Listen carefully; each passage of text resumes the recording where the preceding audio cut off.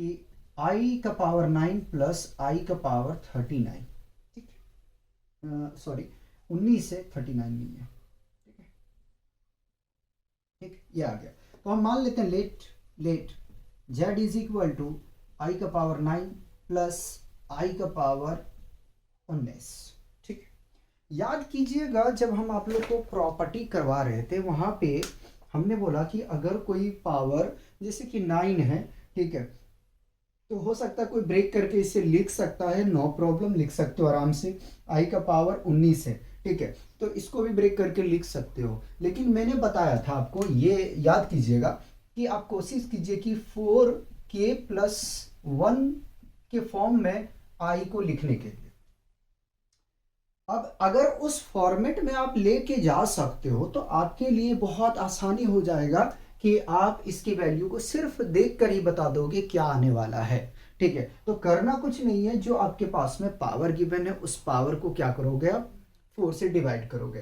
तो यहां से हम कह सकते हैं क्या कि अगर 4 से डिवाइड करेंगे 9 को तो 4 2 जा 8 आ जाएगा, ठीक है। रिमाइंडर कितना है 1 आया। तो लिखने का तरीका क्या होना चाहिए, तो आपका लिखने का तरीका ये होना चाहिए कि z इज इक्वल टू आई का पावर 4 मल्टीप्लाइड बाई 2 और जो रिमाइंडर आया है याद रखना है, जो रिमाइंडर आया है उसको 1 लिखेंगे, ठीक।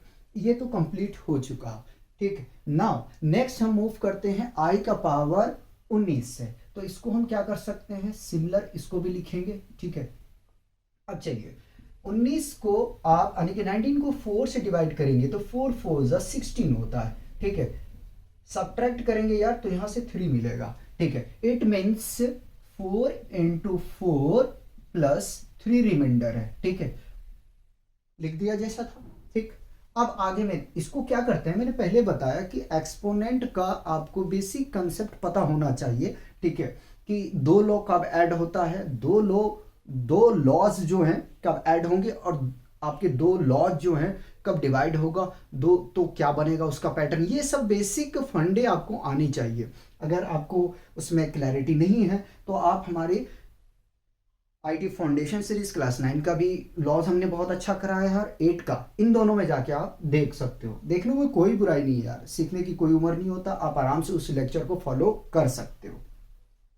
नाउ अब क्या करते हैं कि इसको हम एक्सपोनेंट के बेसिस पे हम इसको थोड़ा सा सेपरेशन करने की कोशिश करते हैं, ठीक है। तो आई का पावर 4 इंटू 2 इंटू आई का पावर 1 तो शो नहीं किया जाता है, ठीक है, प्लस हम यहां पे चले तो लिख सकते हैं आई का पावर 4 इंटू 4, ठीक है, और इंटू आई का पावर क्यूब आ गया, ठीक। यहां तक हमने बताया था अगर कभी भी आपको आई का पावर k प्लस 1 का फॉर्मेट बनता है तो देखो भाई ये तो क्या बन जाएगा, ये आपका बन जाएगा यहां से 1 यानी कि 1 मिलेगा, ठीक, इंटू आई है, ठीक है, लिख दिया, प्लस सिमिलर ये भी आपको 1 मिलेगा यहां से, ठीक है, इंटू आई क्यूब को मैंने ब्रेक डाउन कर दिया आई स्क्वायर इंटू आई के फॉर्म में, ठीक है। जब इसको मल्टीप्लाई करेंगे यार तो यहां से मिल जाएगा हमें आई, राइट, प्लस, ठीक है, आई स्क्वायर का वैल्यू कितना होता है माइनस होता है -1, तो मैं शो करके दिखाना चाहूंगा 1 इंटू -1 इंटू आई, ठीक है। अब जब इसको पूरे को प्रोडक्ट करेंगे तो यहां से मिल जाएगा आई, ठीक है, माइनस और प्लस माइनस यहां आई मिलेगा और फाइनली आपको क्या मिल जाएगा यहां से 0, तो z का वैल्यूज क्या आ गया 0 आ गया। z का वैल्यू 0 आना, इससे क्या समझ में आता है, इसमें समझ में आता है कि जो रियल पार्ट है वो भी 0 है और जो इमेजिनरी पार्ट है वो भी 0 है, ठीक है। तो यहां से हम क्या लिख सकते हैं कि therefore z is equal to 0 plus i 0, ठीक है, यानी कि रियल पार्ट और इमेजिनरी पार्ट दोनों 0 यहां पे हमें मिला है। देखो मैं आराम से करवा रहा हूं, घबराने की बात नहीं है, ठीक, क्योंकि देखो मुझे तो समझाना है भाई, और अब तो मैं ये भी कर रहा हूँ यार कि लेक्चर 30 मिनट से ज़्यादा नहीं कर रहा हूँ, तो यार थोड़ा सब्सक्राइब कर दिया करो। मजाक कर रहा हूँ, मत करना, गलत बात बिल्कुल मत करना।